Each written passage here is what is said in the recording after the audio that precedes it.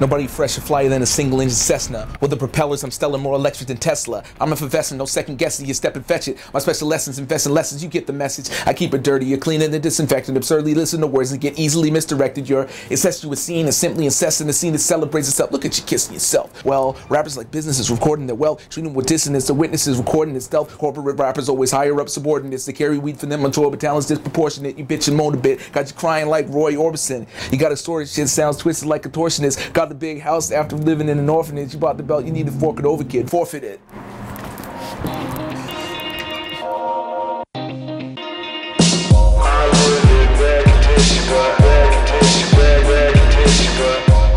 You know how they always say with your first album, you spend your whole life working on it, you know?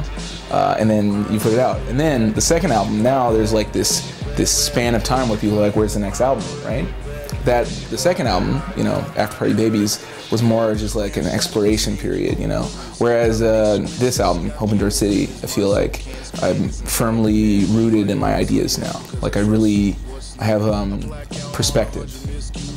You know? Around the corner from this, I'm not trying to diss you. Well, basically, the overriding themes of this album include, you know, there's kind of like this existential thread that goes through it. Like, I feel like it's very diverse and versatile album, but in a way that is, it has continuity, you know? And ultimately, I find myself to be a pop artist. And, you know, my brush is rapping, you know? And I feel like this album, you know, I have like kind of Afrobeat vibes on some of the songs. I have, you know, funk vibes, more like futuristic club music, more like traditional rap, like R&B. And I feel like these are all a part of the same, you know, diagram of life. I would start off on a computer, you know, sampling things and working on things. Then I took those songs to my band and we jammed out for probably 5 or 6 months. And then recorded those sessions, and then I took them back here and actually brought them back to the computer, where I kind of reconfigured these songs.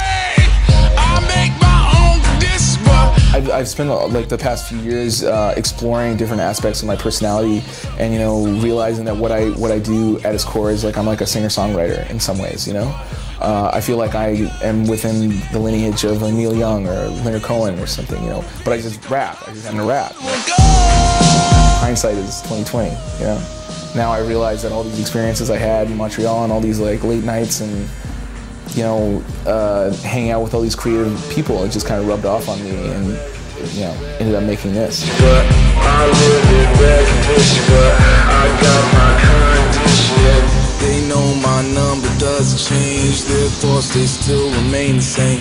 They saw me so dismayed, I'm looking blacker nowadays. She used to sweet me, now she trains herself to hate me.